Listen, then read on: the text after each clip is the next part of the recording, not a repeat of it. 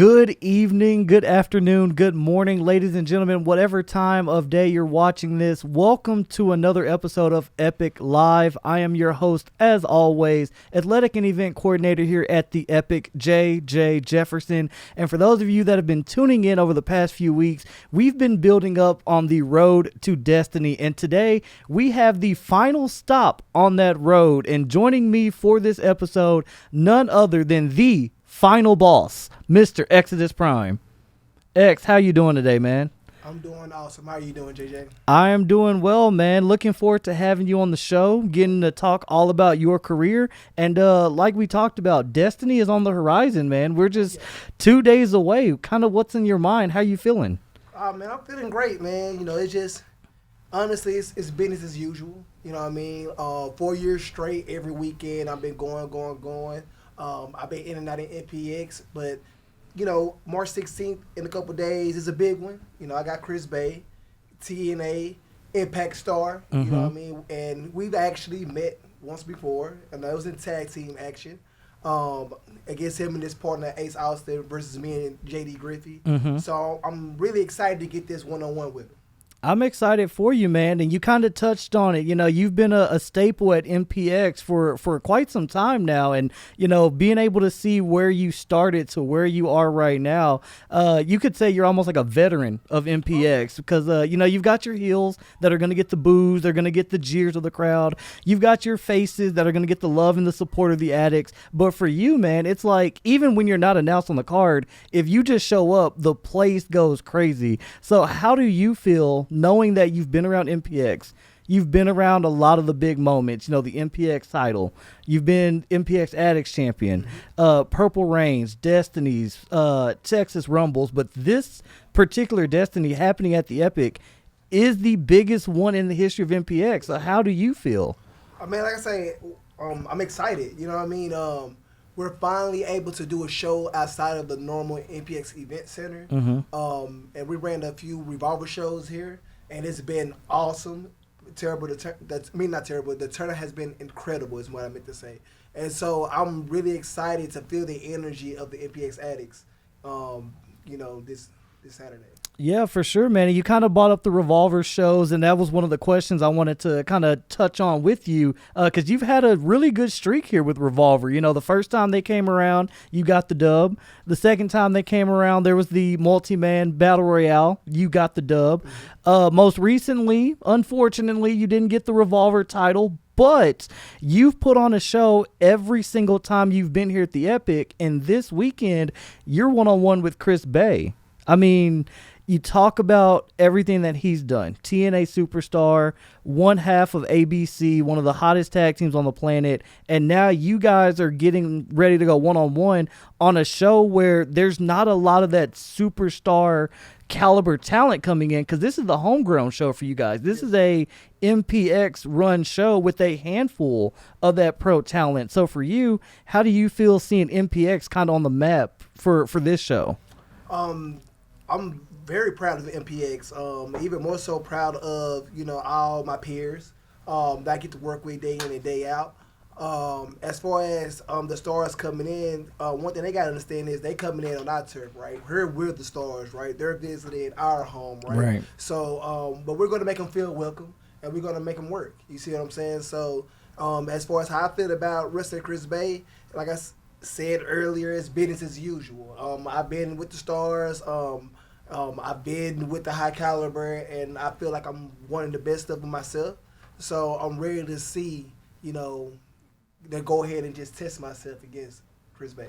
For sure, man. And you kind of touched on it, how you've been in the ring with some of the bigger talents out there, because most recently you were actually on Ring of Honor, where you were in a four-way scramble with AR Fox, Commander, and just give me that experience for you, being able to be on that kind of a stage on TV, per se, if you will. Oh, exactly. Like, for someone who grew up watching wrestling, who's from the area, you know, I'm from Oak Cliff, who grew up in the area, wrestling was always far-fetched for me. Like, it was never in the realm of possibility. Right. So, you know, starting off wrestling just to say, hey, I just want to see what it feels like to be in the ring. And then I progressed to the further and say, well, I just want to make it to my first match. Right. And then, once the ball got rolling, everything that I've accomplished so far is beyond everything that I thought it was possible for somebody like me. So, being on Ring of Honor, facing somebody like Matt Sydal, who I grew up watching, literally grew up watching him on Raw, in WWE. AR Fox, someone that I started to study on the indies, and Commander, someone who's very new in the game but is making a big impact just to share the ring, not only in AEW but Ring of Honor. It's surreal, and I look back on it and I have to look at the flyer, have to look at the clips just to make sure it was real sometimes.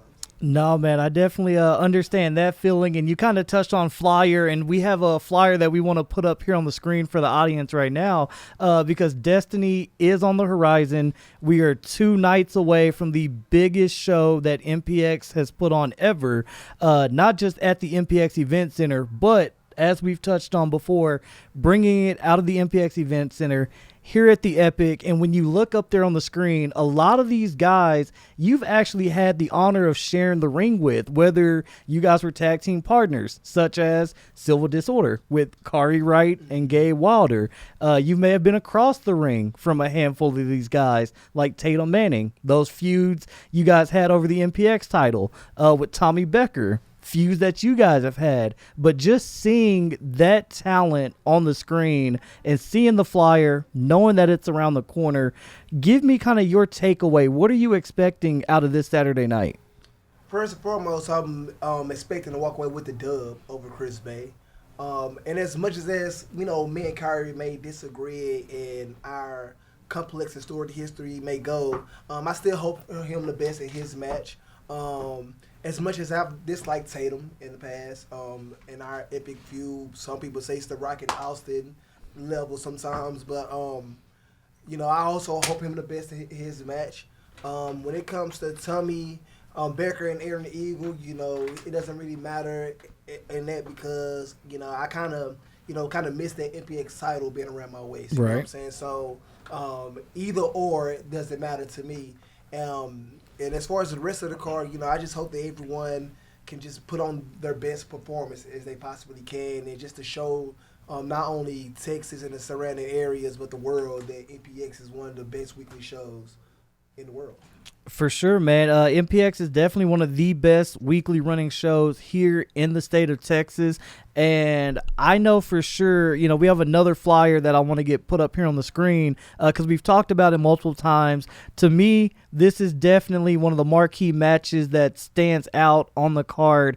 You one-on-one with Chris Bay. And I know at the last show, the Revolver What a Show, Chris Bay and Leo Rush, they had a little bit of banter on social media building up to this. And most recently at the last MPX show you were at, you got on the mic after your match, you called out Chris Bay, and to my knowledge, I don't think I've seen a response yet, but we're 2 days out, man. Seeing these flyers, seeing this match, show stealer. In my terms, is the one word that I could use. What's your takeaway? Like you touched on, you've got to look at the flyer sometimes to know that this is real. But just seeing this, how does this kind of soak into you that this is happening in just a short amount of time? Oh yeah, it just cements that it's real and that it's happening. I know Chris Bay is always at the top of his game. Mm-hmm. And fortunately for me, I'm always at the top of my game too. That's why I am the final boss. That you are? So, just seeing this, it just solidifies that, I'm going to be one of the greatest wrestlers to ever touch MPX. To ever touch the state of Texas. And Chris Bay got his work cut out for him. Yeah. You can see the intensity right there on that flyer. And Chris Bay kind of taking it nonchalantly, you know what I mean? But look at me taking it seriously. You see what I'm saying? I'm taking it seriously right now, and I'll be taking it seriously Saturday. Of course, man. No, I love the intensity that you bring to the ring. I mean, not just at MPX. You've been a staple all across the state of Texas. I mean, you've been champion almost anywhere that you've gone. You've torn it up in match after match after match anywhere that you've gone. Most recently, one of the best feuds that I think I've seen at MPX with you was you and Brick Savage. And that's one of the things I wanted to touch on is what did you take away from that experience, that feud that you had with Brick? Because you guys had some wars at MPX. Like Brick is just an amazing competitor, strong, fast, creative. So I know I had to get in my bag a few times, in our feud, but I walked away in that feud, feeling better. You know what I mean? Just wrestling someone of that stature, of his ability. It's really a challenge. You know what I'm saying? But I love challenges, right? That's the only way we get better, right? Right. So it just made me a better wrestler. It made me a better competitor. No, man, I definitely love it. Shout out to everything that you've done. Like I said, you helped blaze the trail of MPX to where they are today. I know this is another stepping stone for you, in your career. Looking forward to where this is going to elevate you, the height that you're going to go. And this is kind of something that I just wanted to share with you. And I know I share this all the time when I get on here and do a podcast because I always got to brag about my wife because that's what I love to do. But most recently, it was a couple weeks ago, you had a match with Rook Tyler. You were coming out to the ring, and I know when the lights are down, music's going, the adrenaline's there, the fans are going crazy. You get into that final boss mode. You do your thing, you hit your poses for the camera, but when you came around and you were high-fiving everyone in the audience, you high-fived my wife, and I don't even think you noticed it, but she almost went to tears because she was like, oh my God, like Exodus is one of my favorite wrestlers that he just acknowledged me. So I'm like, it's the little things like that I don't think a lot of people take away from the bigger shows, WWE, AEW, Ring of Honor. You don't get to build that kind of camaraderie, but with the indies, you get to build that kind of fan base. So just me sharing that with you, how are you looking at what's coming on Saturday? Because we're doing an hour meet and greet, so there's going to be a lot of fans coming in, a lot of people that want to get to see you before you get to shine. So how you feel? First and foremost, it's incredible to hear. You know what I mean? It's one of the reasons why. It was one of the main reasons why I do what I do. Right. But just hearing that just is even more motivations to show up and show out. When everyone comes in, they work day in and day out. The economy is tough. So for you to not only come and spend your time, but your hard-earned money to come watch us for 2, 3, 4 hours, however long it takes, we have to give you the best show, right? And so that's why every time I step in that ring, I want to give fans the best show. I want to be the fans' favorite wrestler. I want to be the fans' favorite performer or performance, right? So like I say, to hear that and to receive that from fans and for them to share that with me, it just motivates me to go even harder. For sure, man. I absolutely love it. And MPX, we'll say it 1,000 times over. You'll say it. I'll say it. All the addicts will say it. But MPX is without a doubt the best weekly running show here in the state of Texas. And I'm looking forward to Saturday night at Destiny. We're going to put the actual flyer for the show back up on the screen here for you guys in just a second. But if you haven't gotten your tickets, I encourage you to go to mpxwrestling.com. Get your tickets for Destiny. It is on the horizon. We are just 2 very short nights away from the biggest show that MPX puts on.